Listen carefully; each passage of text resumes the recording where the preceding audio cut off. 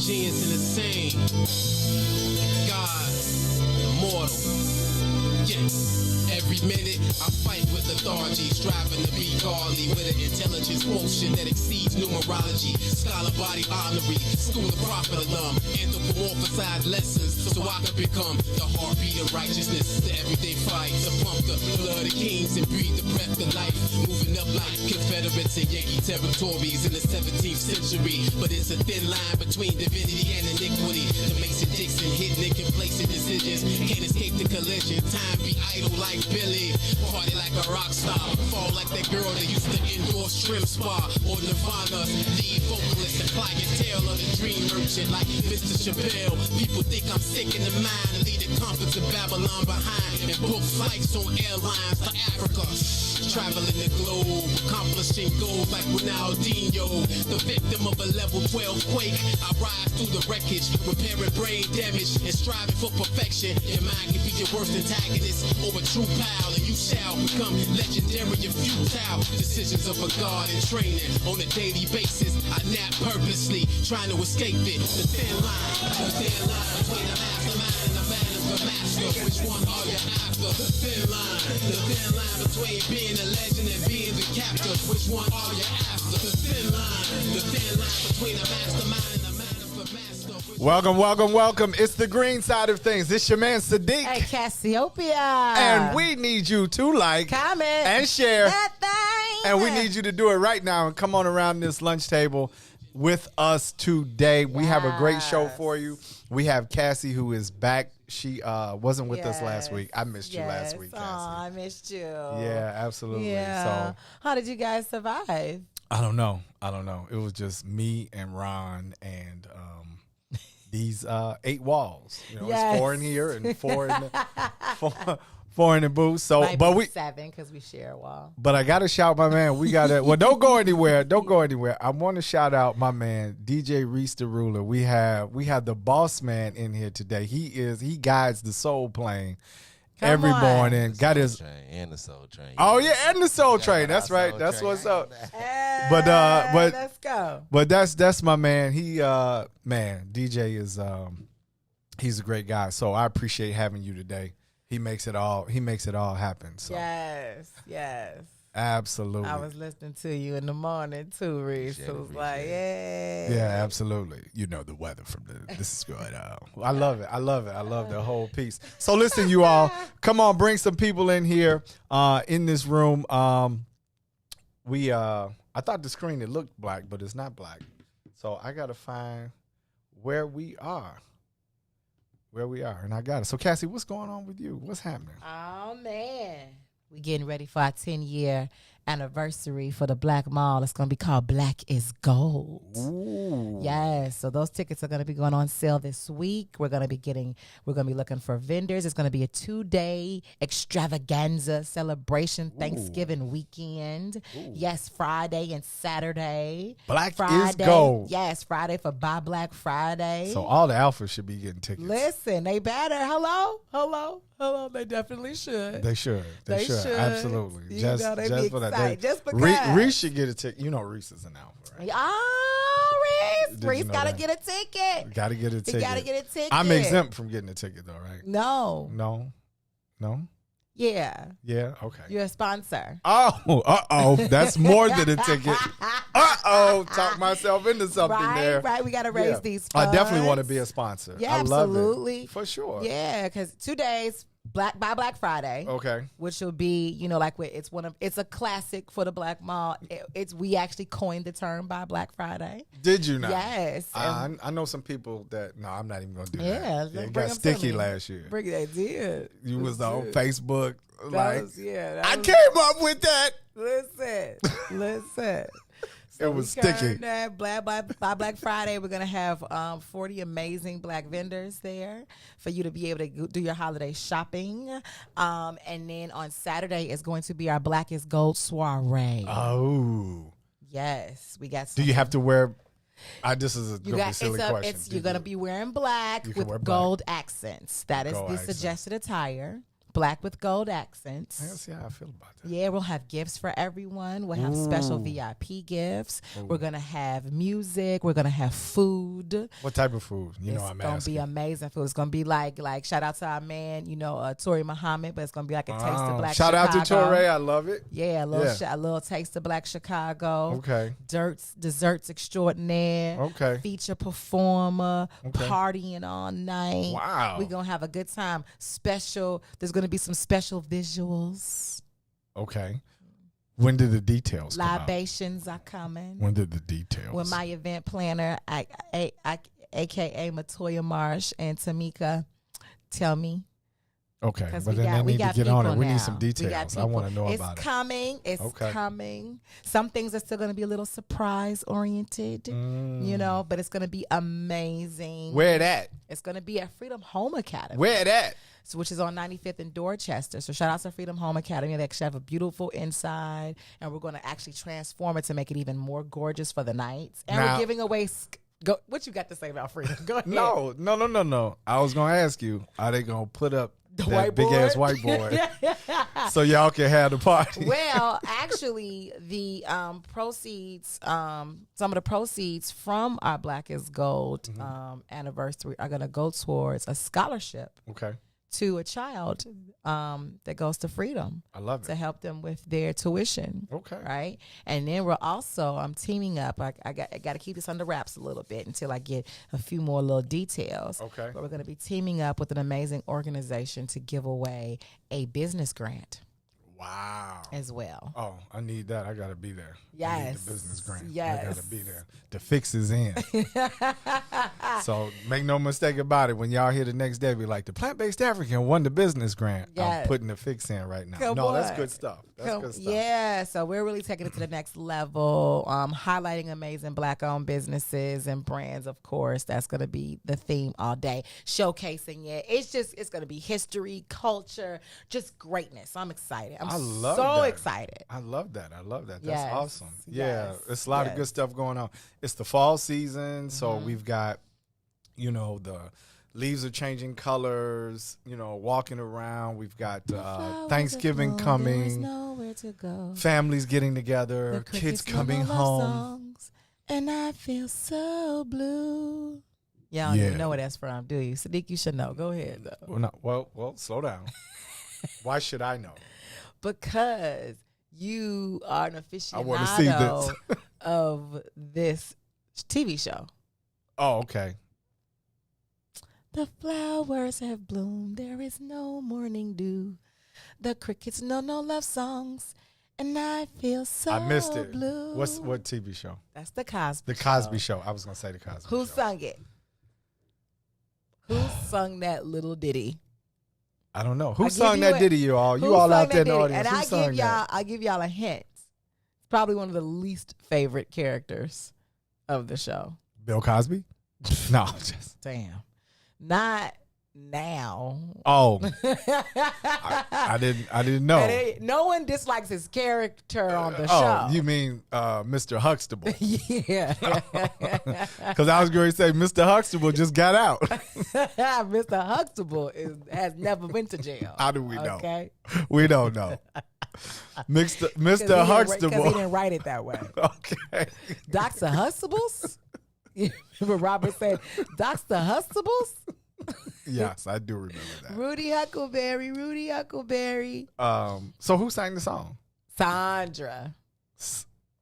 Sandra. Oh. You already know what she is. Yeah. It was two Sandras, wasn't it? No, It was only one Sandra? there's only one Sandra. Yeah, they that's didn't the ch- they oldest didn't daughter. change her. It's the oldest daughter. Yeah. She wasn't actually a part of the pilot.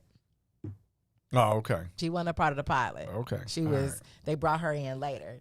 That pilot episode actually is like one of the most classic episodes of Bill Cosby. which is crazy. It's the one where he's talking about, Theo, that was one of the dumbest things I ever heard in my life. Where do you get off getting D's and stuff? When he was talking about, that was every third episode. That was every third episode. No, this is a classic. He go up into Theo's room, and then Theo's talking about something. He don't need to go to school. It don't matter. I remember that episode. He just gonna get a regular job, and then he pulled out the Monopoly money and was just like, okay, here go $500. Hey, shout out to Malcolm Jamal Warner. Yes. Yeah, for the whole Theo piece. Yeah. He said, I'll survive off of bologna and peanut butter. Bologna and peanut butter.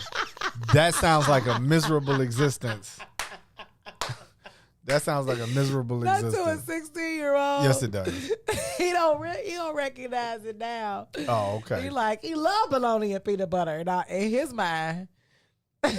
Bologna and peanut butter. Wow. He said, you gonna have a girlfriend? Of course. Naturally. Naturally. Classic episode was the pilot episode. Ain't that crazy? Yeah. So listen, we got you all tuning in. Brother Muhammad, I see you out there. We see you out there. We got Sister Kimberly is in the audience. What's happening? Yeah, you all come on around. Share. Let's get the audience up. We are so happy. That brings me to a point. So there have been, it's a lot going on at the network. We've been streamlined to one day. Yeah. But guys, we want to know that you want us to be here. Come on. So share the broadcast. Yes. Invite some people in. Talk with us. Dialogue with us through the chat. Yes. And let us know what you're thinking. We've got a great show. We're actually going to talk about. We have the senior editor for WBEZ, Mr. Alden Lowry, who joined us maybe 3 times when we were on during the spring. Yeah. But he joined us virtually, but he's actually coming into the studio today. We're going to we're going to have Mr. Lowry in the studio. Again? He's going to join us beginning at 1:30. So we want to prep for him. We're going to talk about this article they wrote where they analyzed new construction, jobs, population, business growth by neighborhood in Chicago and compared it by race. Oh, yeah. We was talking about, I remember that. Yeah, so that was deep. Yeah, the article finally released, and so he's going to come in and talk to us about that today. Okay. So I've got some interesting questions for him. It's a lot going on in the world since we sat down. Again, Colin Powell. Rest in peace to Colin Powell. Rest in peace to Colin Powell. He passed away. We also had, there were, I don't want to say a lot of passings. There are always a lot of passings during the week, but when you talk about people that are notable, we had some Chicago icons pass. You had Colin Powell pass. But I do want to say this. Today is the 7th year anniversary, and I don't know if anniversary is the proper word, but anyway, Laquan McDonald was shot on October 20th, 1914. And it's been 7 years. 1914. 2014. Gotcha. Get your big trying to slip some Phi Beta. I was not. It was literally was a slip of the. It was a. I don't say Freudian because I'm not giving Freud any credit over my mind. Got you. Give me a black psychologist. It was a Sigma slip. Yeah. Well, anyway, yeah, it really was. But no, 2014 and 7 years, 16 shots. Yeah. And 16 shots heard around the world. Yeah. So our love and support to the family, because the family, I'm sure this is something that doesn't just go away. Yeah. Even though it's been 7 years, and it's just a lot that's happened since then. Obviously, George Floyd. You've got the 3 white men who are on trial for. Is it Ahmaud Arbery? Is that how you say it? He was jogging in Atlanta. Minding his business. Minding his business, and they ended up killing him. And they are on trial. Obviously, this continued assault on black men, young black men, middle-aged black men. So, yeah, we just want to I just wanted to take a moment and put a pin in that Laquan McDonald today in Chicago. Yeah. So it's crazy. And then when you get to the have you seen the news, the back and forth between the mayor's office and the Chicago police union about whether or not to take not whether or not to take the shot, but if you don't prove that you have vaccination, you are literally going on unpaid leave. I think starting Monday or Tuesday. No, I haven't been paying attention. We're in the Black Mall. We're in a very intense scaling program that we invested in, and like we're literally from sun up to sundown. We're watching videos and tutorials and doing homework. So I haven't been able to watch my daily news in weeks, actually. So I'm catching what's happening from you. Oh, well, and so our other friends. The Fraternal Order Police, and I guess and even the union, they are standing against this mandate, this order, the order that you have to be vaccinated. Wow. Yeah, because I definitely heard before we went into the dark that it's been a mandate for just all city workers, right? No. Yes. So it's kind of funny because here's where I put it, and you all, if somebody's got some information, you can drop it into the chat. But the Park District, the Chicago Park District, just mandated it a couple of days ago. So I don't know how it's going from department to department or from section of the city. So I imagine maybe the things that, I don't know. Because literally the Park District, there was just an announcement that the Park District did a mandate, for those people working for the Park District, the police department. So I'm not sure how that's going in the city. I know that Madam Mayor did, say that they wanted all city workers to be vaccinated. Yeah. I wonder what does history look like as it relates to vaccinations like this? Like, when, like polio. I think that was one of the more recent scares in at least modern history, maybe. For it was a big deal about people getting vaccinated. I wonder like how soon after the outbreak hit, or however it spread, how soon did people have to get vaccines? It was years. It was years. Because first of all, you can't develop. That's one the of issue. The things about this technology, right? And I even watched it was like a science report, and it was just bringing up, not for or against. It was just bringing out relative facts, right? Data that this is also new, vaccinating in the middle of the actual pandemic, because some scientists feel if you vaccinate in the middle of the pandemic, you're only going to cause the virus to mutate, and then we're already down. It'll take longer to get rid of it, as opposed to it did what it did naturally. Of course, there are thousands, or hundreds of thousands of deaths, but the vaccination would take at that time years to come up with. Which could still equate to hundreds of thousands of deaths because it's getting stronger and stronger and stronger. And we're seeing that people who are vaxxed, like Colin Powell, still passing after. Yeah, but he had blood cancer.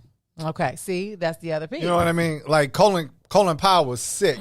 Period. Regardless of, I think, cancer and whatever other underlying causes. It wasn't. Yeah. I mean, I'm not going to say it wasn't COVID, but I'm just saying Colin Powell was already sick. And, and then there's the point of view. But the other piece is though that this vaccination is supposed to help you from getting even the COVID, which is the catalyst for all the other. Yeah, well, they've already said underlying conditions, right? It's already been acknowledged that the vaccination does not keep you from getting COVID. It keeps you from having extended hospital stays, or all it does is up your antibody count so you can fight the virus. It does not keep you from getting the virus, obviously, because Colin Powell got the virus. And there are lots of people who got the vaccination who get the virus, or, so, yeah. Yeah. Yeah, so I mean, Dave Chappelle too. And he didn't. We don't know of him having any causes. That's right. He talked about it. Right. He was vaccinated. He was vaccinated, and he got the virus. But you know, they said that he got the virus, right? And he was hospitalized. Was right? he? I think so. Was it Dave Chappelle or was it Chris Rock? Chris Rock. Yeah. So Chris Rock was hospitalized. Right. He got the virus. But he was also vaccinated, right? So the vaccination doesn't automatically put you on groups. So that's the thing. It's just like, right, like you said, this whole, because that's one of my biggest issues with it. It's just so fast. It's so fast. Not enough data. Not enough time to see the long-term effects. Oh, we're gonna see the long-term effects. Well, I mean, before getting it. Right, Meaning, I got you. You know what I'm saying? We get it. You got people. You got your soldiers. You got your frontline soldiers who Right. are willing All to the go time. for it and take those risks. And I appreciate those people. I don't like the fact that they're mandating everybody to, but it's like the draft.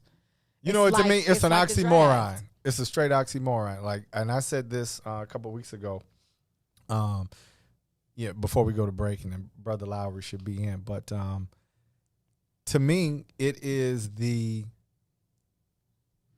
so people are upset because Texas has now mandated that you cannot have an abortion and people are upset because women should have the right to do with their bodies, right? You can't force it. And the mandated everybody else's body. This is the same thing to me. This is the same thing. Screw you the can't rest of our be bodies. you pro-choice, right? You the most of the country, right, or at least at whatever is pro-choice. But so they can't mandate, what you do with your body. Yeah. But in this case, you're not pro-choice. And I get it. There are different sides to it, but it's affecting people. Yeah. It's a pandemic. But abortion affects people too. Yeah. Yeah. So I also, the one little last piece that I just like, you talking about the whole, vaccinating during the actual outbreak is, per scientists. Some scientists. Some scientists is not a good idea because Right. you don't, now you're just giving the virus the opportunity to get stronger and stronger. Like we see, we moved down to the Delta, to Theta. We probably already, down to Z. It's probably Alpha now. It's like a sub Delta or something that's Right. out there now that they just brought out on the news. I don't know the name of it. So it's showing that it keeps mutating, but probably because of these vaccinations that are happening, like you said, during the actual outbreak. The other piece is that we are not also giving. We're also not allowing to see how we're able to evolve naturally, right? Evolution shows that people have the ability themselves to get stronger and evolve naturally when we have conditions that can come and attack us. But if you automatically vaccinate immediately, you don't even give your body the opportunity to evolve, which means that your bloodline is not going to get stronger in that way either, like your legacy going forward. And so for me, it's kind of counterproductive as far as, legacy goes in our actual human gene. But we're not really into, in America, we're not really into what the body can do. and we're only into pleasuring the body. Yeah, we're not really into what the body can do naturally. And for instance, and there are some physicians, and I bring up physicians and scientists because that's what people, respect, who really believe that the prevalence of the or the continuance of the prevalence and even how it affected America is because America is one of the unhealthiest nations on the face of the earth. Yeah. I mean, that's just the reality that Yeah. when you talk about the obesity rates, when you talk about the cancer rates, when you talk about all of this stuff was going on. And then all you did was throw COVID on top of that, kind of like what happened to Colin Powell. I mean, he already had cancer. Yeah. You know what I mean? So I got a secret to tell. Uh-oh. Don't beat us up. Wait, we can. Look, I'm throwing both me and Andrea. Let's do it at the end of the show. Y'all went back. No, let me listen, you gotta hear the whole thing. It's quick. Okay. It's quick. Like, right? just every once we were like, just want to taste this thing, right? We were at a wedding. They didn't have a vegan option. Okay. And we're usually prepared, eat something beforehand, and we were too bogged down to go and like have some food ahead. So it was like, fine, screw it. We're going to just eat this food. And I'm a big person on filet mignon. Okay? Let me tell you. How sick were you? Oh, we were sick instantly. Headaches instantly. And it was horrible. The filet mignon was the worst. It was like, one cheat day and it's bad. We were like, Sadeek did it. Sadiq was like, I'm going to burn all the filet. It was like they took it. I absolutely did. They took it out of the freezer from down the street, let it sit on the table to warm up on its own and served it. Oh, that's horrible. Matt didn't even finish it. Oh, that's horrible. Took it. I was like, oh, I'm so angry. Well, I'm glad.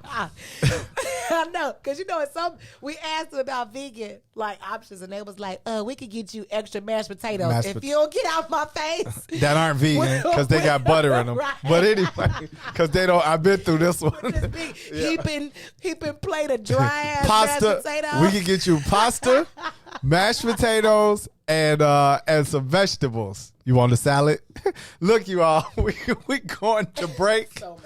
It's the green side of things with your man Sadeek. Cassiopeia. We need you to like, comment, and share bye-bye. Right now when you do it, and we'll be back shortly. WIFTDPM. Oh man, they done messed around and gave New Era Chicago their own radio show. What they do that for? You done messed up. So what we doing, bro? Man, we talk about power. Did you say power?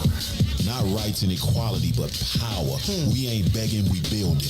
In that order, Chicago, and we got dope segments. Hey, yo, sis, holla at them. Peace and love, family. It's Sister E of New Era Chicago in the building, dropping the statistics, holistics, and of course the ballistics. Good for the mind, body, and the soul. Let's get it, family. And this your boy D Cook coming with straight facts. If you don't know, now you know.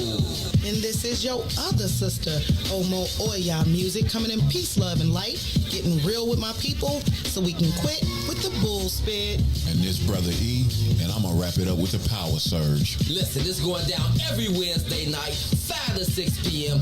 Tell a friend to tell a friend. It's the Black Power Hour, New Era Chicago Radio on What's in It for the Black People Media. All power to the people. All power to the people. All love. Yeah, I love being black. Do this for the people. I don't know what you did, but you did it right. Girl, you make it look so easy. Everywhere you go, heads turning left and right. Can't say you a dime, you're a 20-piece. Cause girl, you're all the reason I be acting funny. Everything in me telling me don't let you get away. And all the guys looking like they wanna love you. Every day I'm your body, got not over my dead body.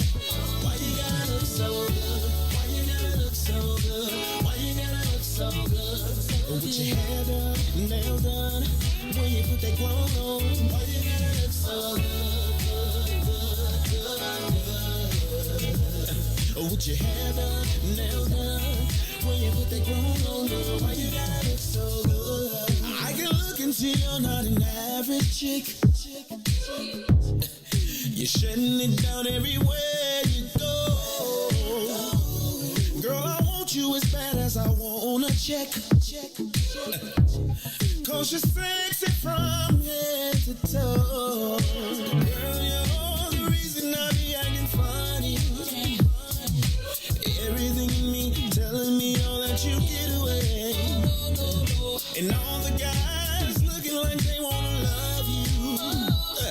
Every day I'm your body, got not over my dead body. Why you gotta look so good? Why you gotta look so good? Why you gotta look so good? With your hair done, nails done, when you put your clothes on.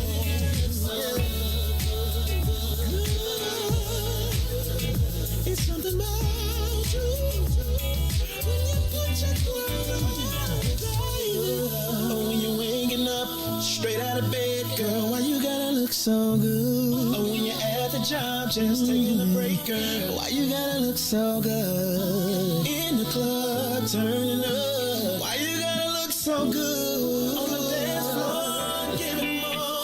Why you gotta look so good? Why you gotta look so good? Why you gotta look so good? Girl, you know you be killing them when you be getting your own woman. No, why you gotta look so good?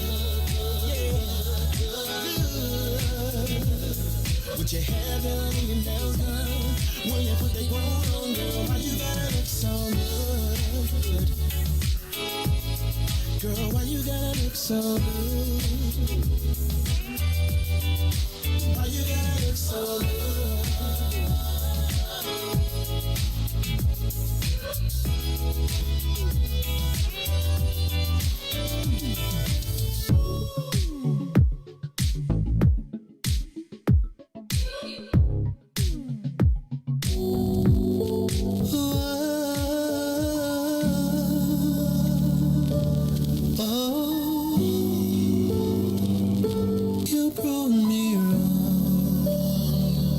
This ain't a regular love, baby. It's that waking out your sleep with me massaging your feet, baby. It's that anything you want, I'm only here to please you, baby. You're my command.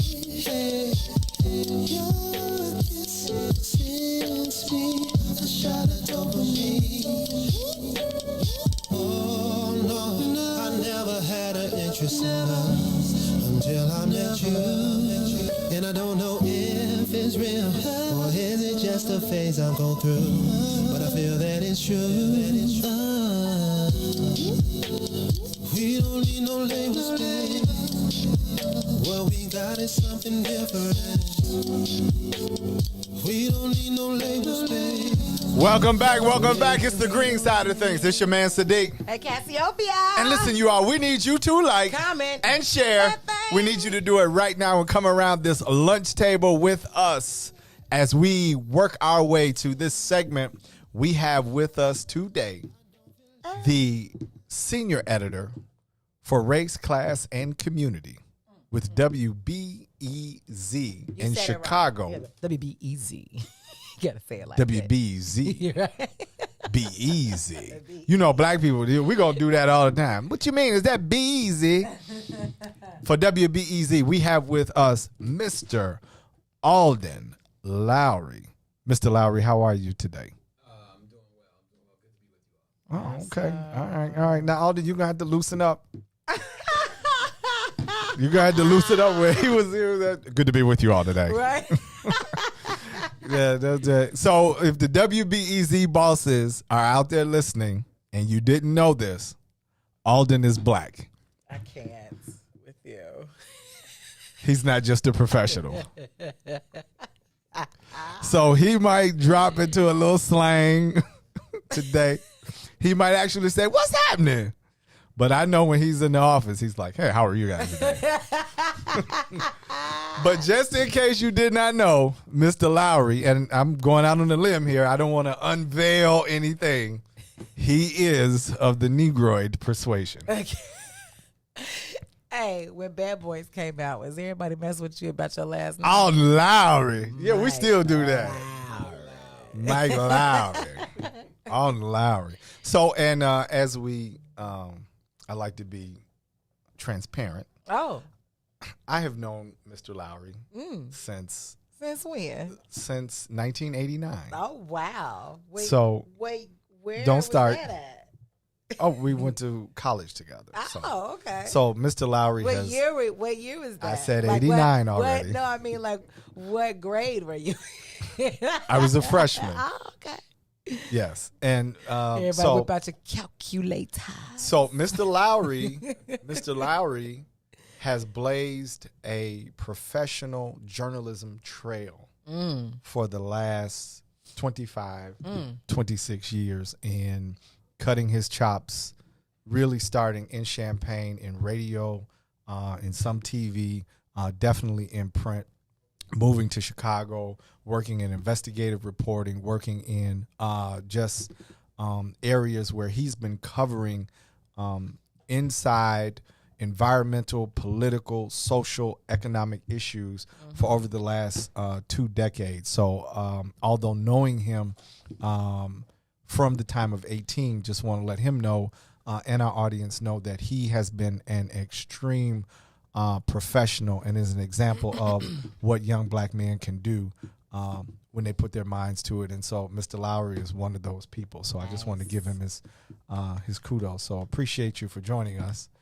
Wow, that was beautiful, man. That was beautiful. I Well- guess I just need to put a little more bass in my voice. No.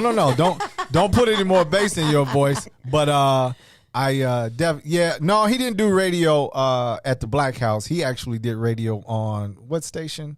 I was on WDWS, which is the news talk station. WDWS down in Champaign. Yeah. So no, you don't have to put any more bass in your voice, brother. Just loosen up. And I figure that introduction, those comments were the least I could do after revealing the fact that you're black to your bosses. Because if you get fired, I don't, you know what I mean? At the very least, I had something nice to say.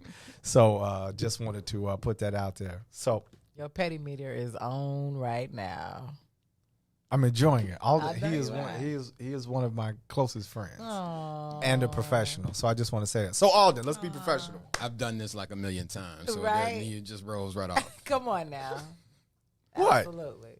What? Gotta let it roll. So anyway, so the audience, welcome, Mr. Lowry. Let's talk a little bit about this article. I got a chance to read it. Very good article, by the way. Thank You were also a contributor to the article, although you don't have the byline credit. No, I didn't write the story. I did the data analysis. You did the data analysis. So this story talks about population, talks about construction, jobs and businesses, community growth, and it does it in a way to highlight race in terms of the makeup of Chicago. Right. So tell us a little bit about how the article came about and then what you all found in some instances, and then we'll go into. Sure. This is a project that I worked on with Esther Yunji King. She was the reporter on the story and wrote the story. And we started off with a basic premise, which was, what does growth look like in different parts of Chicago, depending upon the racial kind of composition of those neighborhoods. And so we decided on 4 metrics for growth. Population growth was one. Esther has done a ton of census reporting, and so one of the storylines that's been happening in Chicago literally for the last 20 to 30 years is the loss of black population in the city, the loss of population in black neighborhoods. Think about Inglewood, West Inglewood, North Lawndale. Those are communities, legacy black communities that have lost a lot of their population over the last 30 years or so. So we wanted to document that, but we were also thinking about what other forms of growth can we take a look at. Is this depopulation, this kind of deep disinvestment that's happening in black neighborhoods, stretching beyond just the number of people in those communities? And so we came up with 3 other metrics. One was jobs. One was new construction, essentially buildings being built, structures being built. And then the 4th category was businesses in the form of licenses issued. So with that, those are essentially new businesses or returning businesses. We thought that was a better metric than just looking at businesses overall, what's being created. And so what we found is that, as you might imagine, black communities in Chicago, less than half the rate of new businesses than white neighborhoods. That's that skewed, right? It's skewed. Yeah. Black people have actually opened up more businesses. They just don't have any licenses. Go Maybe a fair point. It's okay. Less than half the rate of new construction. Actual job loss in black communities, whereas there was significant job gain in white communities. And as I mentioned, the population is down in black communities, and it's up in white communities. And white communities are near the top across the board in those 4 categories. Black communities are at the bottom across the board in those categories. The other thing we were interested in was looking at places where the black population is growing at the highest rate or the highest numbers. and where white population was growing in the highest numbers. If you look at the top 10 community areas in the city for black growth and for white growth, you get the same picture. Much higher rates of businesses, new construction, job growth, and population growth in white communities, or in communities where the white population is growing, than in communities where the black population is growing. And so we talked with a number of people about the analysis and their own work around these issues. And one of the interesting things that emerged from that is that, Esther went out on the street into neighborhoods where there's a ton of growth across the board. So the near west side, so think about the West Loop, the near south side, think about the South Loop. Those are two of the areas, the Loop included, the near north side as well. Those are pretty much the fastest growing communities in the city in a number of those metrics. And talked with a number of people, and they all talked about, the amenities, the proximity to downtown, the closeness to the lake, a lot of new things popping up, from restaurants to, nightlife to things like that. And talked with builders who also talked about that activity, the population growth. These are just buzzing neighborhoods. And when you asked them about the builders in particular, asked them about black neighborhoods, it was a completely different story. Well, those are communities that are struggling, and there's not a lot happening in those communities. And, perhaps with city investment or kind of sweeteners, you can help draw private sector investment to those communities. And by and large, that has been the philosophy around development in black neighborhoods in Chicago. But when we talk with an urban planner, Pete Saunders, African-American, longtime voice here in Chicago, and a researcher from California who's looked at disinvestment in minority neighborhoods, they tell a completely different story. They say, yes, those are certainly aspects of growth. But when we talk about black neighborhoods, we also have to talk about the fact that the racial character of those neighborhoods is a big driving force for why we don't see activity there. Saunders called it black avoidance. And I think if you stop and think about black spaces and the ways in which they seem to repel other people, like one classic example that comes to mind, being a South Sider, is Ever Black Plaza. Come on. This mall that was surrounded by... I hate that term, by the way. Yeah. But, surrounded by white neighborhoods, white suburbs. True. And yet the overwhelming majority of people who shopped there were black. Yeah. I even think about when the Walmart opened there at 95th and Western. And like on that opening weekend, just black folks around the corner. And it's like the neighborhood across the street from this establishment is like 90% white, not a white face in that line. And you think about River Oaks also, over the years has trended to a pretty much a black shopping space. Yeah. But when I was a kid, it was far from that, So there's this Red Lobster on Southwest Highway, 95th Street. 95th Street, right? God. Yeah. So just that is the home of the black Red Lobster. It's Black Lobster. That is Black Lobster. And it's been that way for like it's been 35, that way for a 40 long years. time. You would think you were in the middle of the South Side. Yeah. When you walk into Black that Lobster. restaurant. So, these are all, kind of, I think, prime examples of what Saunders is talking about when he says black avoidance. When black people occupy a space, particularly with regard to white folks, it just seems to literally repel them. And so that has a dramatic effect if you are trying to develop in a black neighborhood, because think about the trips that you've made all across the city to shop. I can remember my first trips to Whole Foods. I was traveling, 10 miles from my South Side home to the Whole Foods that was on Canal there at Roosevelt.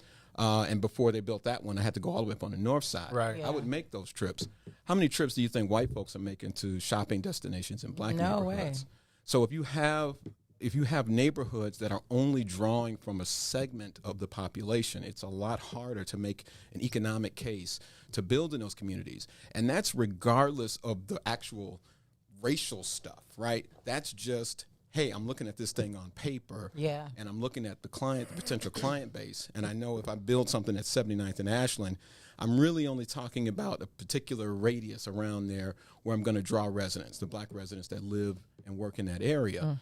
But I'm not going to draw people from other parts of the city to that. So I have a much smaller economic base to kind of build this particular investment on. Whereas if I'm building on the north side or some other place, I might draw people from all over the place to come there. Think about Gurney Mills or Orland Park, and people travel from all over the region to go to those shopping destinations. But think about Lincoln Mall and River Oaks and Evergreen Plaza. Right. They were only drawing black folks from the near vicinity. So it's a tough road to hoe for developing in black neighborhoods for that thing alone. And then you can throw all the actual real deep racial animus on top of that, and the odds are really stacked against developing in black communities. And that's part of the challenge.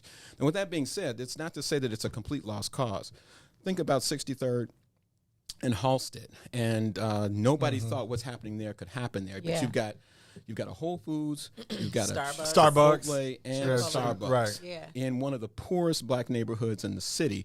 And by most accounts, those places are doing pretty well. So and a redone Kennedy King College with lots of tech But- resources. But even by what you just said, what just struck me was, even if that development was not on 63rd and Halsted, the people who live in that neighborhood are still going to go somewhere to go to Starbucks. Right. You travel to go to Whole Foods, right? They're going to travel. So all you did was, and I won't say all like it was trivial, but I'm saying all you did was brought the traveling a little closer. Right, exactly. I mean, the thing that I think retailers seem to forget is that there is buying power in black neighborhoods. Absolutely. If you give people what they're looking for, they will come and shop there. However, I do think the broader reality is that may be the client base that you have to work with, because, like I said, Nobody's coming from driving in from Rogers Park to go shop at the Whole Foods on 63rd and Halsted. Exactly. No, not when you got a bunch of other Whole Foods that you're passing. That is another point too. Yeah. There's so many options out there for you. But even if you had the only Whole Foods, I would still say it's probably unlikely you're going to get a ton of folks coming from those areas to those neighborhoods, because you just don't see those faces there for practically any reason. So anyhow, so we tried to capture that aspect of it. One of the things that we thought was interesting, though, was when we were talking to people in those neighborhoods, in near West Side and near South Side. These were people who were not African American. The question of race never comes up. It's not something that people, I think, in many regards anyway, consciously think about. Well, I'm going to avoid this place because of the people there, or I'm going to go to this place because there are white people there and I feel comfortable, I feel safe. It may not be something that people at top of mind are really thinking about, but when you dig underneath the layers, that seems to be the reality that's at play. And some people are willing to call it out, as Pete Saunders did for this story. Yeah, and you know what? To that, I wonder how much mind presence is actually, when people are talking about what they do on a daily basis, how much race comes up in that anyway. If you're asking somebody, it's like, nobody's going to say, I'm avoiding 22nd Street because Chinatown's over there. Right. I just don't shop over there. You know what I mean? So that's interesting. So, Alden, what about, you all also tackled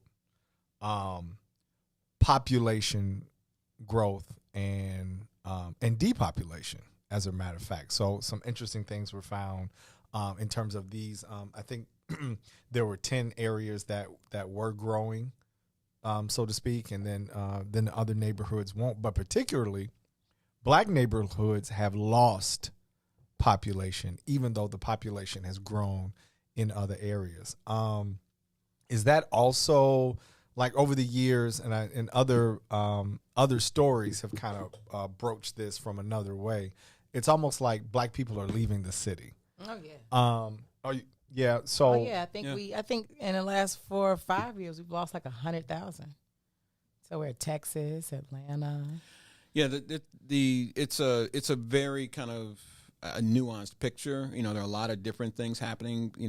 People have various reasons why they make very serious choices like that. But yes, it is something that I think is almost unique to black folks in terms of the level of depopulation, at least from the city. It's not every African American neighborhood. You've got neighborhoods in the Mid-South, Bronzeville area where population is actually growing. Interesting thing about that. But is where, that but yeah, you've got what's growth- growing? You've got growth among a number of different persuasions of people. You've got white folks, you've got Asian folks, not as much Latino growth there, but you do have the black population growing in those communities as well. Douglas, Kenwood, Grand Boulevard, places like that. But you've got other communities where the numbers are falling through the floor pretty quickly. Inglewood and West Inglewood are two that really jump out at you. North Lawndale is another one that I mentioned. West Garfield Park. Austin is losing a lot of black population. It's actually gaining a fair amount of Latino population. You've got folks who are being displaced from neighborhoods like Logan Square, longtime Latino neighborhoods, who are settling in Austin. Housing is relatively affordable in Austin, as it was at least at one time in Logan Square. So you've got things like that happening. So, you go from jobs to violence, to schools, to cost of housing, the lack of available affordable housing. Think about Inglewood and West Inglewood, who are at the bottom of the list in terms of population loss. They were the communities that were hardest hit when the mortgage meltdown happened. There were just tons of apartment buildings, tons of single family homes that just went off the books because they were abandoned, left alone, dilapidated, and then ultimately razed. And you walk through Inglewood, and you can walk through blocks and blocks where there's just tons of open land because there are buildings there that aren't there anymore. And so that's a part of this as well that I don't think it's talked about enough. It's in some cases there just isn't a place for people to go in some of these neighborhoods. So what I want to ask a question, and then this wasn't a part of the story, but I want to kind of get your thoughts on it because of what's happening around the Obama Library and on the southeast side, although it's not the near south side. And is Chicago as the city itself being gentrified as we speak and as we sit in it right now? You're on the green side of things. It's your man Sadeek. And Cassiopeia. We need you to like, comment, and share. We need you to do it right now. Bring some more people around this lunch table. We're talking with Alden Lowry. He is the senior editor for Race, Community, and Class for WBEZ. And if you haven't seen it by now, Mr. Lowry is black. We'll see you when we get back. WIFTBPM. Reach the ruler. This is Week Ho Wednesday, and to my right is Everybody's Women Crush Wednesday. My co-host, the one and only Toy. It goes, love this show, y'all. I'm dealing with a guy. We have been dating for 9 months. In light of everything going on in the world, he has been voicing his opinion about situations, and I don't agree with any of his views. I love everything else except his opinions. Damn. How do I fix this? FYI, he's white. It's about to be a white boy summer. So could that be the issue? For sure. Just come out different when it's not coming from your own race. It's just never been something I'd be like, oh, I date Bill. I'm just a Bill. Yes, I'm only a Bill. I don't really like light-skinned guys. I don't like pink meat. Pink, so it's like you see it. Pink tip, it be pink. It be pink on the I tip. don't like. So have a light-skinned guy have a dark tooth. And then it look dark, so it's not off to me. I feel like it's supposed to be pink because they light-skinned. You know what I'm saying? But I don't want it to be dark because then I'm going to say you dirt.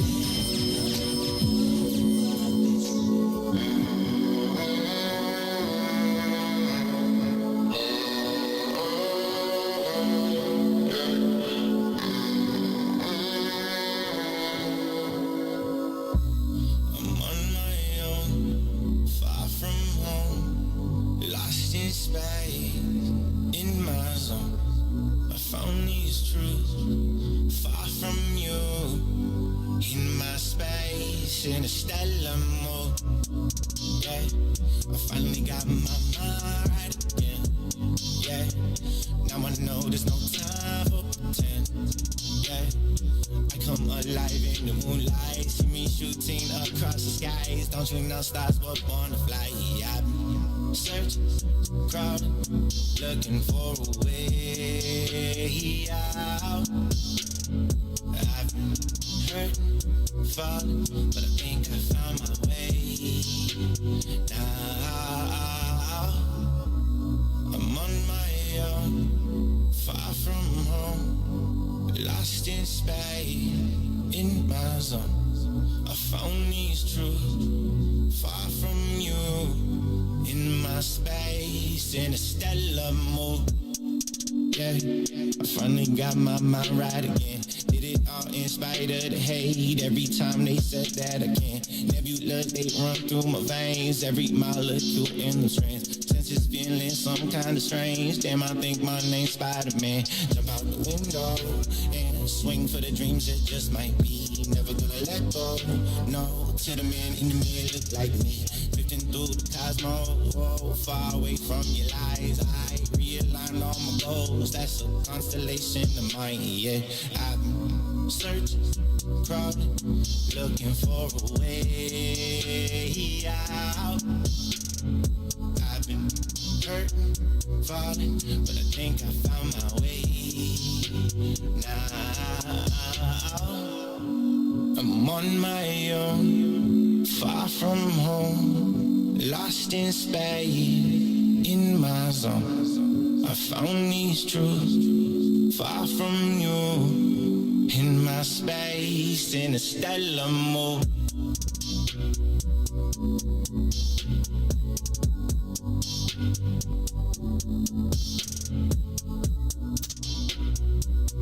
Welcome back. Are we on? It's your man Sadeek. Hey, Cassiopeia. And we need you to like, Comment and share. that We need you thing. to do it right now. Come around this lunch table as we are talking to Mr. Alden Lowry. He is the senior editor for Race, Community, and Class. Is his mic on?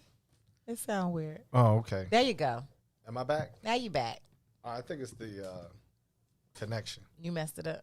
No, I didn't. I didn't move Okay. it. Okay. That's fine. So we are back. I might have. We are back. We want to thank you all for joining us. We appreciate you out there. By the way, if you have any questions, and I want to acknowledge YouTube because we're on YouTube Live as well. I just don't want to make it seem like what we're on up, Facebook. YouTube? We see you all out there. Oh, my mic is not right. Is it right now? Is my Okay. mic turned? Hopefully you all can hear me. Drop some questions if you have any for us in the chat while we have Mr. Lowry. Man, and we got Mike Lowry, all Lowry. And I do have some things to reveal about Mr. Lowry before he gets out of the here. juice. Yeah, the juice. He's like, I'm never coming back. But I was asking you before the break, is Chicago being gentrified as a whole? Not even neighborhood by neighborhood, Yeah. because that's almost what it sounds like. So, for instance, and we'll get into some of the numbers because you brought it out here. We talked about Hyde Park. Yeah. We talked about percentages where black communities aren't growing once you're at a certain percentage of residency. But I want to take a look at this Obama library thing. Because there's some things that I have noticed lately. And that's just going back and forth. Like, you know, I spend 90% of my time between South Shore, Hyde Park, and the South Loop. Okay. And You a little bougie.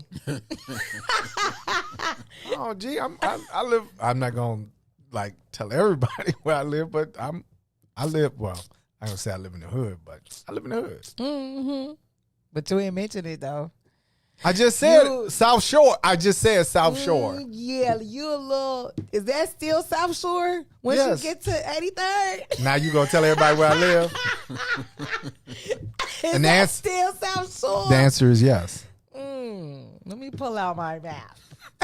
You can't. Mr. Lowry's here. He's now you want to Let trust them know his you stats. East Side crazy, Sadeek. All right, y'all. I'm East Side crazy. I'm right off. I live right. The producers in the booth. Everybody's enjoying it. Oh man, she all on it today, right? Okay, all right. So look, now that we got that out the way, it seems as if we are losing all types of ground. And I used to say this years ago because when you look at and even before when I was a young man, I noticed that you have the South Shore Cultural Center, you have 2 golf courses. You have a yacht club. You have there's places where they used to play polo back there. right? They didn't build that for black people. It was there before we got there. And my thought was, one day they coming back to get it. And I think the day is here, and I think the Trojan horse is the library. Damn it, Obama. You wouldn't be alone in those fears. One thing that is true is that the presidential center is definitely going to bring attention. It already is. I mean, the prices are already going up in Woodlawn. Folks there fought hard for some type of protection. They fought for a community benefits agreement. They didn't get that. Damn. The Obama Foundation did acquiesce on a number of things that the coalition wanted. Shout out to Mike Strutmanis. Oh yeah, in terms of people from the neighborhood having access to the construction jobs that are happening there. Having access to some of the jobs that are going to be there in the long run. They've got goals, and so far they appear to be meeting those goals, or at least coming close to meeting those goals. So it hasn't been a complete loss, but yeah, I think it is definitely a certainty that those communities around the presidential center site are going to change. Now, to what degree are they going to change? What kind of protections are going to be there for longtime Woodlawn residents in particular to be able to stick around? How deeply will the impact be as far as like South Shore, even farther south, I would say is unknown. But yeah, you can't build something like that and not expect that it's going to have some kind of ripple effects. So it's already affected Hyde Park High School. The actual green space that they utilize. Oh, it's gone. For events, picnics, alumni reunions, and then other organizations and entities use that for like flag football games, lots of children, organized events. And that place used to be busting. Like that green space is like a black space. Yeah. It's gone. I mean, I think there are good intentions. I mean, the foundation has said all along, the president has said this all along, that, hey, we shouldn't be afraid of development and interest and people being attracted to the community. These are things that we wanted for a long time, and now they're coming. And so, hey, let's embrace it. I think that might be a little short-sighted, because it's kind of like once that thing gets rolling, it can get way beyond the control of the foundation, the city itself. And so we've seen it happen. They've torn down the towers around Cabrini Green, and that neighborhood literally changed overnight. It's not the same space. It's not the same space whatsoever. But what I'm saying is that consider that Cabrini Green was literally on the doorstep of the richest land in the city. Yeah. And it was entrenched for a long time. Once those buildings came down, everything changed, because then the neighborhood became viable for people who had wanted it to be for a long period of time. And folks made a ton of money. I mean, there was billions of dollars in real estate transfers that happened just within a couple of blocks of Cabrini Green within 5 years of those towers coming down. And now that area looks completely different. And so it's a bustling walking corridor. The presidential center, I don't think will have that kind of impact, but it has the ability to change things in that neighborhood. And when a neighborhood becomes attractive to people who have means, there's very little you can do, I think, over a long period of time to keep things at a level where everyday folks can stay in those properties. It's just, we've seen it time and time again. We're seeing it right now, literally wash up Milwaukee Avenue. All the Latino strongholds that were in that neighborhood are literally being changed in the course of several years. Those neighborhoods are pretty much lost. I think Pilsen over time is going to become another casualty to that. We haven't seen it happen in black neighborhoods outside of like Cabrini. But you talk about, is that because they don't want to be around us? Well, that has something to do with it, but I think it's also the notion that these are viable communities, and so I think Bronzeville now feels like a viable community to a lot of white folks, and they're showing up, they're popping up. I live in Bronzeville, and every day I walk out the door and there's a new white neighbor. See a dog, But let me ask you this: does the feeling of viability come with the fact that white people live there? And I'm just I think it does for a lot of people. right And because that's it's just- now Bronzeville is viable. It's not just white folks. I mean, Well, see, this is where the trick I think comes in because we make it viable first, right? That corridor for Bronzeville, what are we talking about? 47th, 43rd, Cottage, King Drive is black businesses. It is. That have been put up. Not even just businesses, but galleries and It is. event institutions Lots. and gorgeous spaces that have been built up by us. and the thing that we don't acknowledge enough, I think, is that neighborhood has gentrified once already because it was called the low end at one point. Right. When you had Wells there, when you had Madden Park there, you had some of the other low-income developments there. Those were the Oakland community was the poorest community in Chicago in 1990, and the public housing got lost. There were other changes. Middle-class black folks discovered those neighborhoods. They discovered those old brownstones. Yeah. They came in, they Yeah. turned them into condos. They did their thing through the 90s and the early 2000s, and it was cool because it was kind of like the fastest growing communities in terms of housing prices, in terms of median income, were black spaces, and the growth was happening due to black people. But that's changing. And so the question is, how long can those communities maintain that black character if the vast majority of people who are coming in are not black anymore? Right. And I'm not saying they've gotten to that point, but the numbers are trending in that direction. And so on some level, it may take some very deliberate efforts among black folks to preserve the black character of a Bronzeville, of Douglas, of Grand Boulevard, of Oakland, of Kenwood, in order to maintain that. Because without it, the market is going to to carry. And there are a lot more well-heeled white folks who are looking for a 15-minute trip downtown in a neighborhood where they feel safe, where there's a lot of amenities. And I think people are starting to consider those neighborhoods that we think of as Greater Bronzeville as those kinds of communities because they're showing up. They're showing up in droves. Well, someone, who is this? Derek Griffin says some with white people that you see are Airbnb occupants, which could be true. I hope it's a black-owned Airbnb. But this is my little quick PSA to us that says keep your properties, keep those homes, do what you got to do to be able to maintain, pay the property taxes.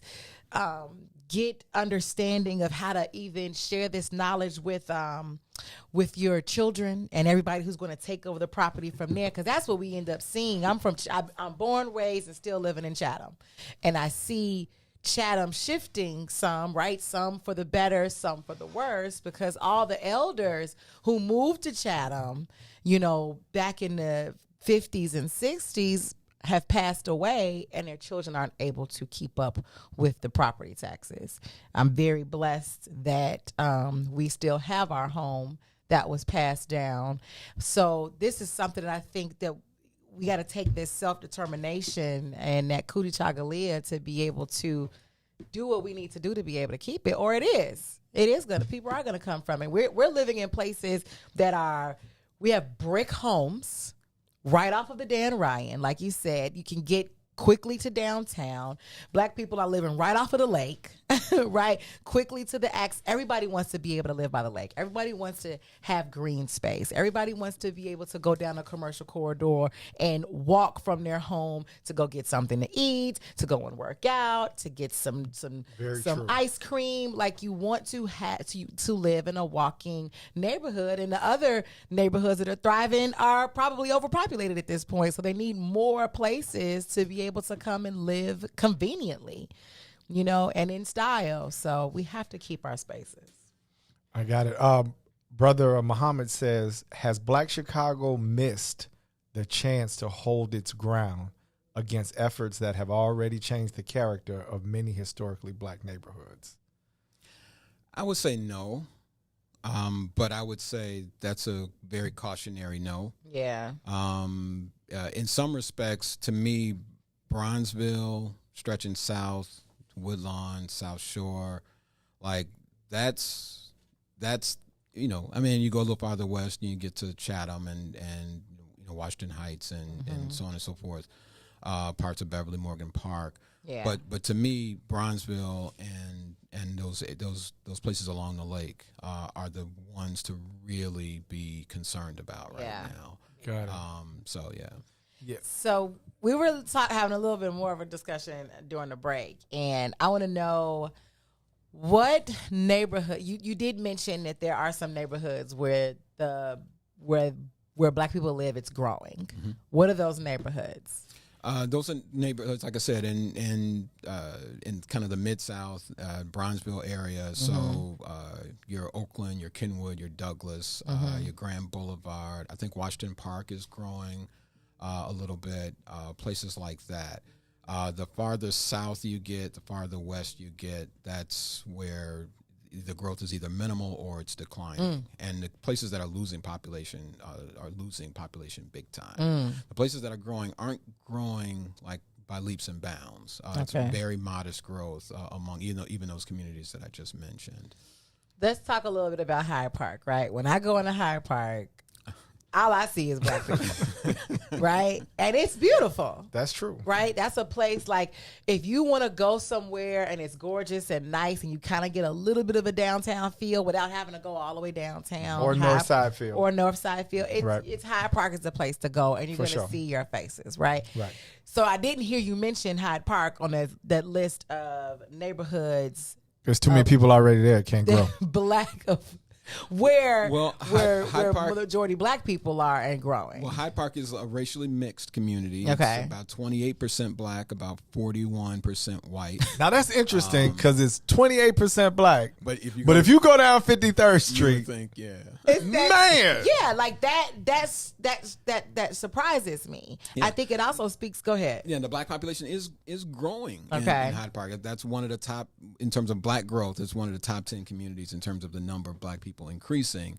But Black people are not a majority there. But you were talking about Black avoidance. Yeah. And Black folks come to Hyde Park to shop and hang out, eat. There's a lot of stuff there. 41% white people, and you see 4 of them walking around in Hyde Park, downtown Hyde Park. Well, I know the places where Black people have kind of pinned down their residency in Hyde Park. I see a lot of new people have really kind of notched their spaces in those chairs outside of Starbucks right there on the corner of 53rd Street. Like, there are Black people who they literally own those tables outside of Starbucks and sit there every day. They got their They got, like, if you go down 53rd Street, it is the same people, and they Black.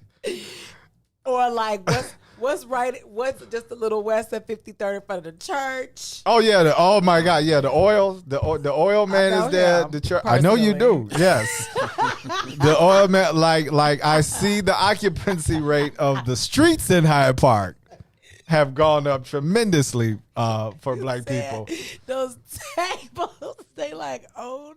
They do. They own those tables. I think they are subletting the tables out in front. Y'all laughing? We're talking about serious population growth issues. But let's get back to Hyde Park. What'd you say? 28% Black? Yeah.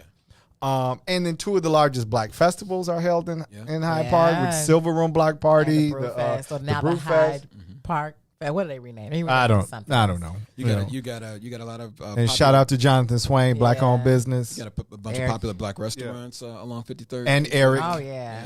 So, Lighthouse. I can't believe it's not me. Soul Shack.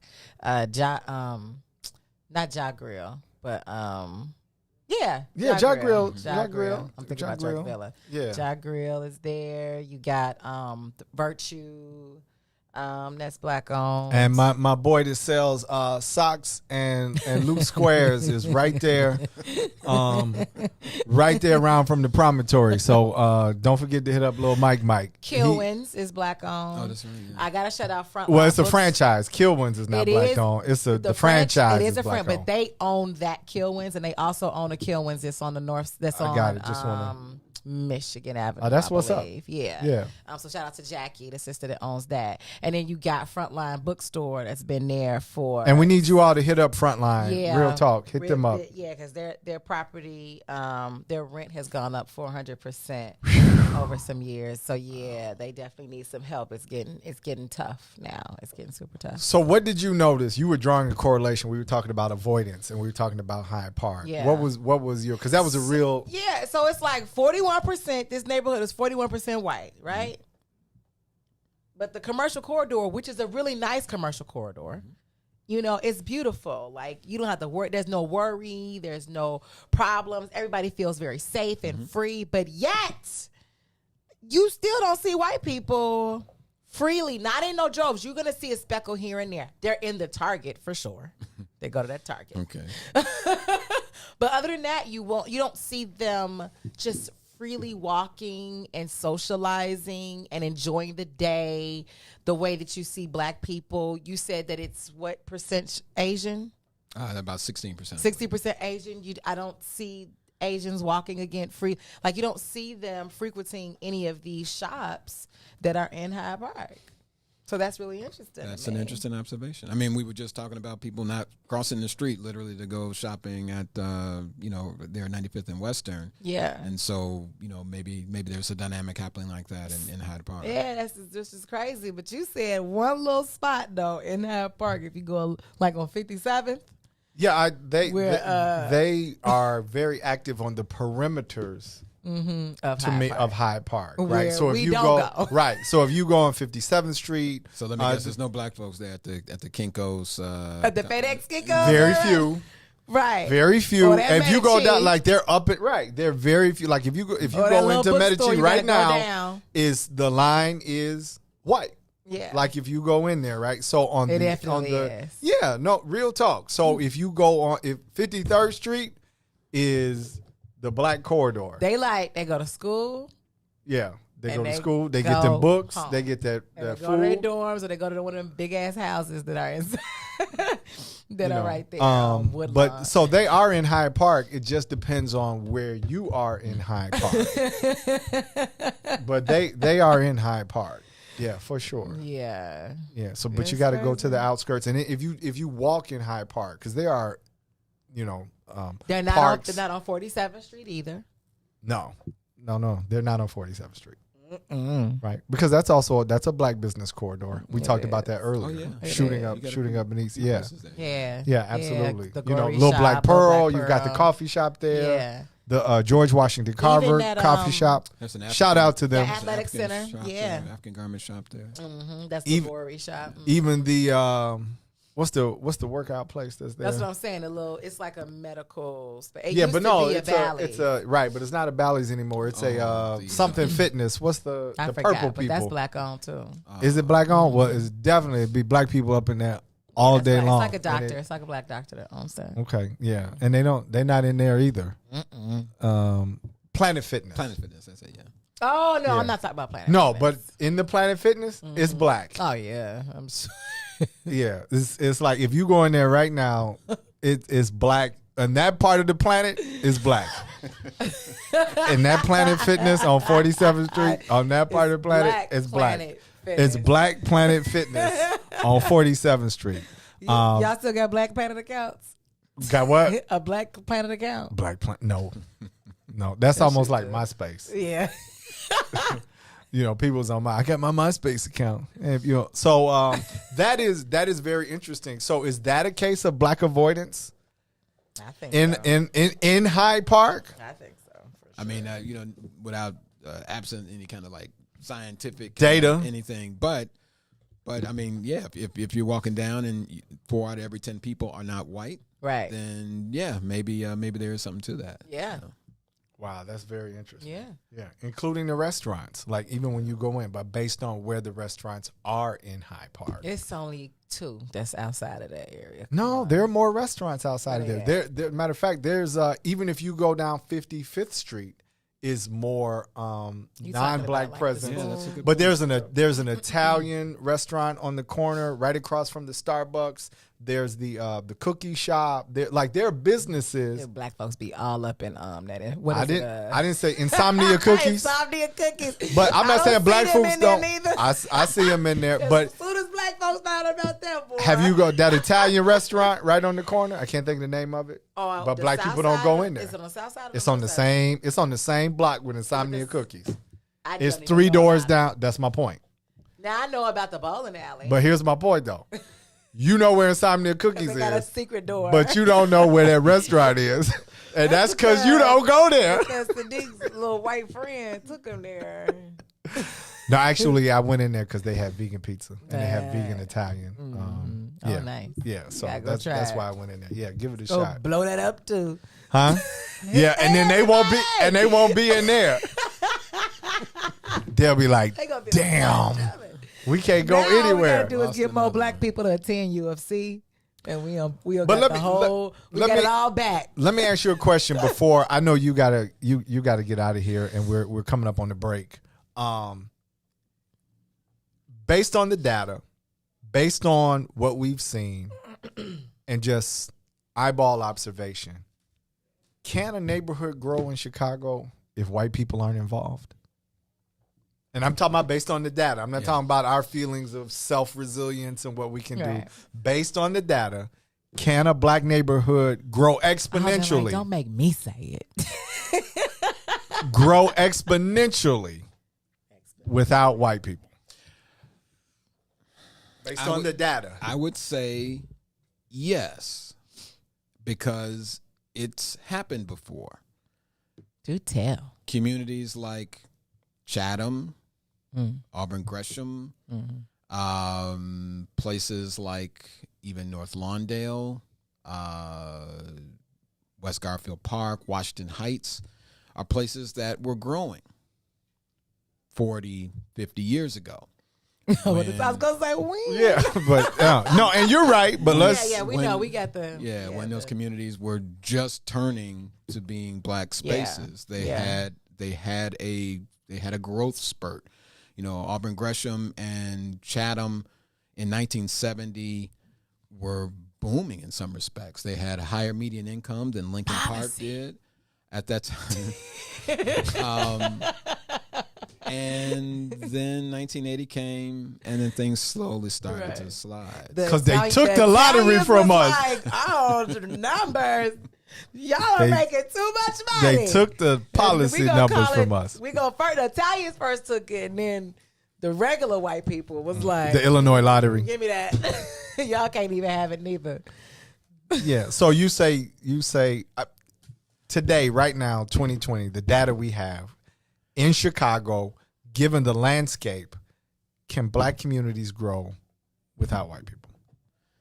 I would say we haven't seen really any examples of strong, prominent growth of black spaces solely on the backs of black people. We've seen some growth, but you know, exponential growth. No, we haven't seen that. But that's because we can't figure out a way to get the money from organized crime without getting caught the way white people do. That's a good. I mean, real talk. You know, drugs, gambling, numbers, yeah, because they turned it on alcohol, weed. all that weed. Because They you know really what, you grown don't. off of that. But let me just say this, Cassie. And then That as is soon so as we funny. do it, they like, That is so funny because one of the Yeah, I mean, we're not a part of the legal one of weed the market at all. no, but one of the in things that you Illinois. covered in your story, and not your story personally, but in the WBEZ story, was the fact that one of the cannabis entrepreneurs felt more comfortable moving to the near West Side for their second dispensary. Right. Because of the change in the neighborhood. So not only, so this goes to your point, you know, we're going policy and legal gambling. And so as long as black people we've been locked up, we've been selling marijuana, since I could remember. right. You might come home from the hospital and your cousin smoking a joint in the car. But my point is this. Now that it's legal, this is crazy. It's so crazy. Like in our lifetime, it went from illegal, go to jail, to legal, get your dispensary. We're not involved in that at all. Yeah. To the point where there are lawsuits, there are people suing the state right now because of the exclusion of black people in that. Yeah. And so we can't get the capital to invest and then gotta, I don't want to use the word beg, but it's kind of what the business people were saying, right? We need it has to be a collaboration. We need the land cheap, or we need this or that. And then we could bring investors in, but we can't create the necessary well-funded black people in order to because they can build a neighborhood. They don't need us. I mean, I think the real question is, can any neighborhood grow, black, white, Latino, Asian, or other, without weed? Can any neighborhood grow exponentially, as you asked, without funding from some level of organized crime?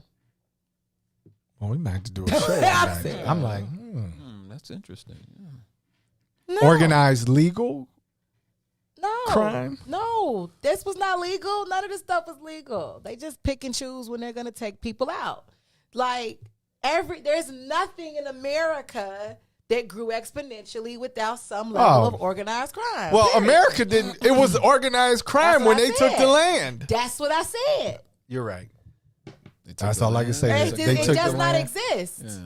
Wow. Every exponential growth of any neighborhood has something to do with drugs, gambling, prostitution, theft, slavery, free labor.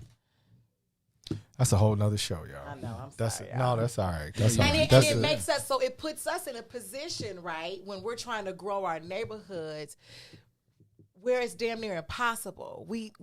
It positions us to say, if you guys just get your act together, pull yourself up by your bootstraps, your character, go to school, and be focused, then you'll be able to do X, Y, and Z. No, you all didn't do that. They definitely didn't do it. Now, were you trying to say I sounded like that when I started on the show? You said what? Are you trying to say I sounded like that when we started on the show? Yes. Oh, man. That's why I told you to relax. I was like, it's my brother, Alden Lowry. You're like, thanks, I'm glad to be here. And, oh my God. And I was like, well, if you're like that in the office, I just want to put it out there. He wants your private you and Sadeek phone voice. I'm offended. When y'all talking You mess. offended? I'm offended. When y'all talking don't be offended, my brother. My brother. It's great having you on the show. I know you got to run. Yeah, you've stayed over. Family, yeah. You've stayed over. We appreciate the conversation. Yeah. It was a great conversation.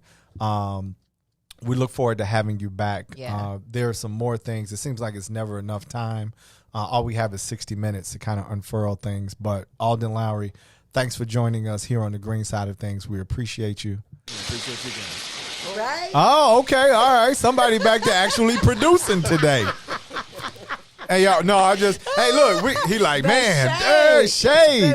We do this all the time, young man. We do this all the time. That's my man, Reese. But, we went from like 0.5 like producers. We got 8 of them in the booth now. We got sound effects, young people. It's incredible in here today. We got lights on in the studio. They've been usually just cutting everything off and making me and Cassie do it by flashlight. We got Alden Lowry here in the studio with us today. Thank you so much, my brother. All right. Thank you. All right. We look forward to having you back. We're going to take a quick break. You're on the green side of things. This your man, Sadeek. And Cassiopeia. We'll see you after this. Somebody push that button.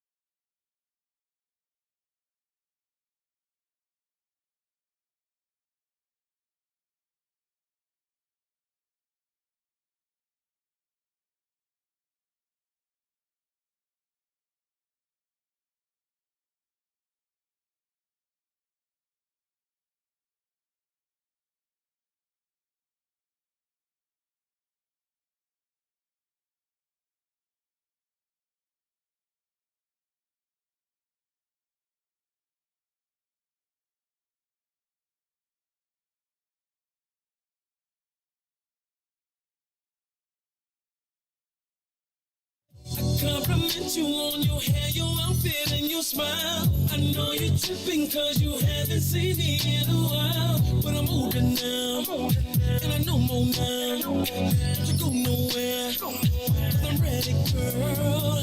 I know I played some bogus games with you, girl. I wasn't ready, I wasn't a man for you, girl. I'm older now, I changed my ways on you, girl. I'm ready, girl. Baby, I'm grown now. I ain't on a boy playing childish games. I wait up to a young man trying to find you, baby. I can be all up in your mix, you're making you feel straight. Cause I'm a grown man, grown man, baby. Started on a boy playing childish games. I wait up to a young man trying to find you, baby. I can be all up in your mix, you're making you feel straight. Cause I'm a grown man, doing grown man things. Get a house, a car, and anything you wanna do. But girl, that's up to you. I'm going in on you. That little kiss we had so many years ago, I still remember that and I just can't let it go. We used to stand in the hallway and we cried. I used to get mad at you and I'd whine. Baby, that didn't change. I'm a grown man. Look at my body, I'm telling you I can do some things. I know I played some bogus games with you, girl. I wasn't ready, I wasn't a man for you, girl. I'm older now, I changed my ways on you, girl. I'm ready, girl. Baby, I'm grown now. I ain't on a boy playing childish games. And my wait up to a young man tried to find you, baby. I can be all up in your mix, you're making you feel straight. Cause I'm a grown man, doing grown man things. Started on a boy playing childish games. My wait up to a young man tried to find you, baby. I can be all up in your mix, making you feel straight. Cause I'm a grown man, doing grown man things. What about it? What about it? Gotta be what about it? What about it? What about it? I gotta be what about it? What about it? What about it? I gotta be what about it? What about it? My sex is better, and my tone is better, and girl, my focus is better, and girl, I'm listening better. I grew up on a boy playing childish games. My wait up to a young man trying to find you, baby. Making you feel straight. Cause I'm a grown man and I'm doing grown man things. Started on a boy playing childish games. My wait up to a young man trying to find you, baby. I can be all up in your mix. You're making you feel straight. Cause I'm a grown man and I'm doing grown man things. Started on a boy playing childish games. My wait up to a young man trying to find you, baby. I can be all up in your mix, making you feel straight. Cause I'm a grown man, doing grown man things. Started on a boy playing childish games. My wait up to a young man tried to find you, baby. I can be all up in your mix, making you feel straight. Cause I'm a Welcome back, welcome back. It's the green side of things. This your man Sadeek. Hey, Cassiopeia. And we need you to continue to like, Comment. and share. That thing. We need you to do it right now. We appreciate you all. Hold on. Whoa, what's going on? I was just tuning in. That sound like I can't even say the guy's name because I'm gonna be in trouble and canceled, and I don't want it. Yeah, please don't do But that. y'all ain't gonna tell me what y'all was playing back there. On up in your It definitely wasn't our usual theme music because I was like,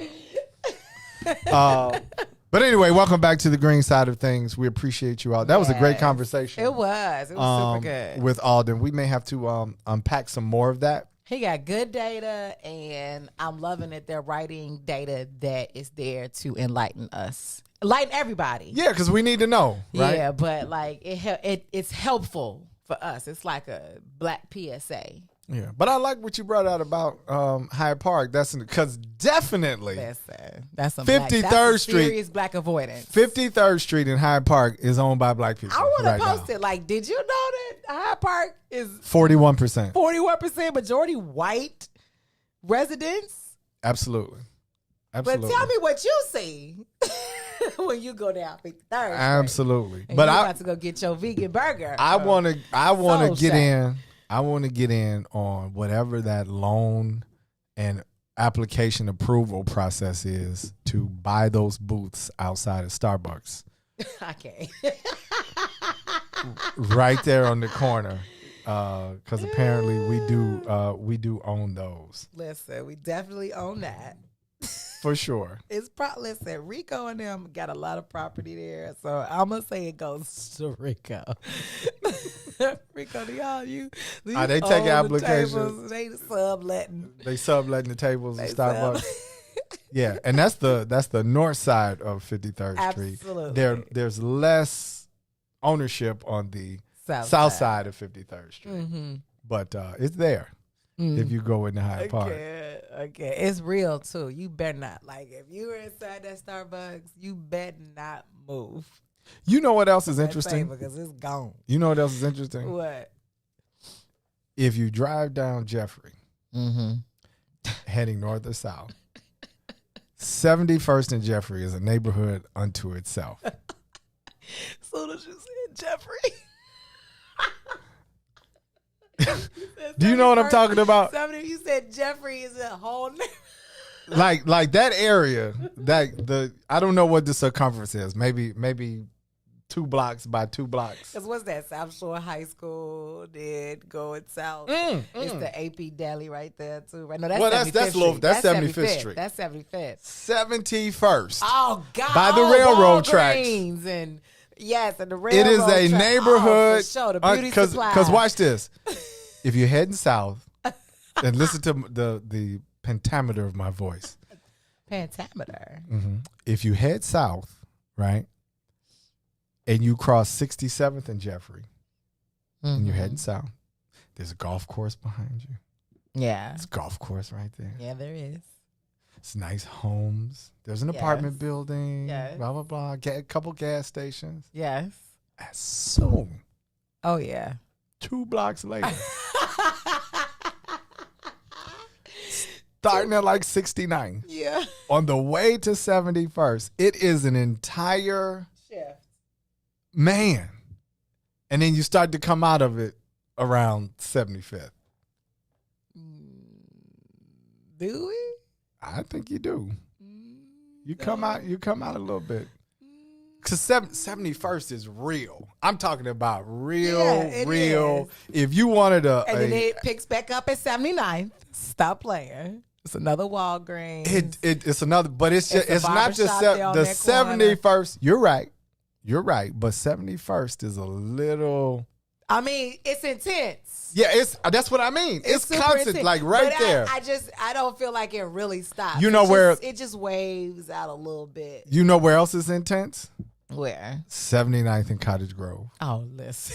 No, just right there. Now you in my neck of No, wood. but just right there. Oh, listen. Just right there. If Listen. you come in, you can either way you come from. You can come up 79th, you can come down. Soon as you get to 79th and Cottage Grove, it's its own. And ain't nothing survived in that Payless shoe store since Payless has left. Because they was like, peace. We out of We here. not dealing with y'all. We out of here. No more. But yeah, it's its Like own. the cottage lit. Oh, Anthony says Man. 69th for sure. I used to live on 69th and Clyde across the street from Oak. Yeah, exactly. So, Anthony, you know actually what I'm talking about. Oh yeah. The longest bus stop, the number 14. The Yeah. 14. But Yeah, I there heard are about the 14. enclaves in Chicago that just have this thing about them. Mm-hmm. But 71st and Jeffrey and 79th and Cottage, they have that thing. That thing. They really do. I'm trying to think if there are any other places that kind of that have that thing. But Alvin is says, but walking distance from Jackson Park Highlands, $1 million home. home. Well, that's what I'm talking about. Yeah, and you're right. Yeah. But the concentration of the energy, you will see some of right now. Uh-huh. If you drive past 71st and Jeffrey, you will see some of everything. Oh yeah, that's what's so amazing about Right like, now. Black Chicago, right? So Willie Lynch Jr., comedian that's from St. Louis but was in Chicago. For Well, a I just long want to say time. this. I want to hear that. Okay. I want to know what the white version of 71st and Jeffrey is. But we don't have to tag it right now. Milwaukee. No, but what corner? And we probably don't know because we're not It's there. like North. No, I be out. We used to be out on in Milwaukee a lot. It's like North Avenue. Okay. Something like this, or like Chicago or something like that. Yeah, Listen, where's that? Where's they got that? their pockets, and you gotta go. Where's that white pocket? You know what is it? Bridgeport. Bridgeport.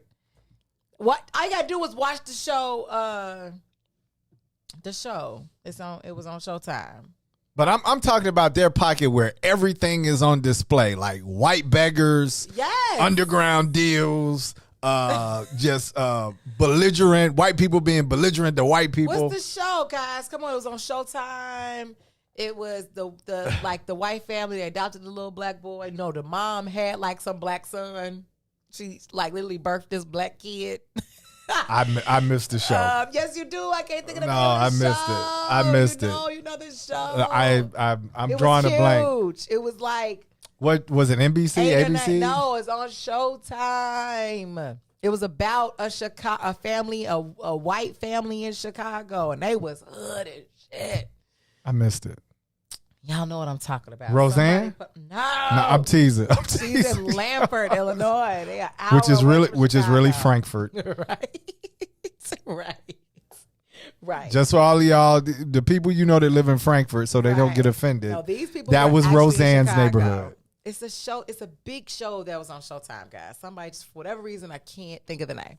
But anywho, what I was gonna say is Willie Lynch Jr. talks about. He's from St. Louis, and he talked about. He was like, "Man, Chicago is like the craziest city." He was like, literally, you could be on one block in a black neighborhood, and it just be birds singing and chirping and manicured lawns, and literally the block over, you got to worry about getting shot. That's true. Like, it's crazy because, you know, Alvin was talking about the $1 million home. It's like these cuts. It's like just a straight, just, You know, it's a hard stop. It is, but you know what? You know what? Big business, I think, looks at depleted neighborhoods and actually decides their business plans on the numbers of shootings and the lack of development. Kimmit, Shameless. The show Shameless on Okay. Showtime. Okay, that's a good one. Yes, watch that show and you'll be able to find the white pockets that are talking about what you're talking about. The corporation that uses downward spiraling data, probably neighborhood shootings, and lack of economic development to see where they're going to put their next store Oh, yeah. is Save-A-Lot. Oh, God. That's their metric. When the Save-A-Lot executives sit in the boardroom, they go, how many shootings? Is there a lack of development? That's where we going. That's it. 79th and Halsted. What is it? 83rd and right off a commercial. No, we're not laughing. I definitely want everybody to think that we're laughing at where they live. But I'm just saying, I've been looking from at these neighborhoods. That's how I know where the Save-A-Lot is. But me I'm just too. saying, it appears to me that when they go into the boardroom, they're like, okay, boys, let's see. Shootings, lack of economic development, general disparity. New Vacant Save-A-Lot, lots. vacant lots, new Save-A-Lot. Yeah. And you got to have that quarter in order to get a shopping cart. Deal because the one on 83rd and commercial during the pandemic lost all of their shopping carts. I was like, what the hell am I supposed to shop? What do y'all want me to hold it? And I know everybody was like on this whole protest on like the whole paying for plastic bags. So it was a lot of black people in grocery stores holding their groceries. I'm clear. But like, I need a basket because we bought a lot of stuff. with being vegan and stuff, we got all this produce we got to get. I can't hold all this shit, and y'all ain't got now one cart available. They had 5 carts, and they were already being used by shoppers. Maybe our community freedom comes when we stop allowing Save-A-Lot to put stores in our community. This real talk, because Save-A-Lot ain't shit. They need to be more Aldi's. Because Aldi's is gorgeous now. They got organic food. Now, they got great produce. They stepped their game up. Because Aldi's was headed backwards. It was. Too. Because Aldi's back in the day. Aldi's with the cardboard boxes right by the door and the lady, that you got to step over. And the lady sitting down with the little silver thing. And they sit when you sit at your cashier post, you don't do nothing. They make the most money. Listen. You be like, have you ever seen that video that went viral on Facebook that talk about Aldi's and the cashier? No. Gee, it's so funny. Okay, this is how it goes. You had to. Listen, I'm gonna just show you, right? Just give me a couple of things. Okay. They'd be like, how you doing? Welcome to Aldi's. Boop, boop, boop, boop. They literally just running into your car. Have you ever watched they move so fast? It's like I haven't seen it, but I gotta see it. The labels on all their food, the barcode must wrap around the whole package because they don't even look and they just be like, dude, it's just automatic. It catch every barcode.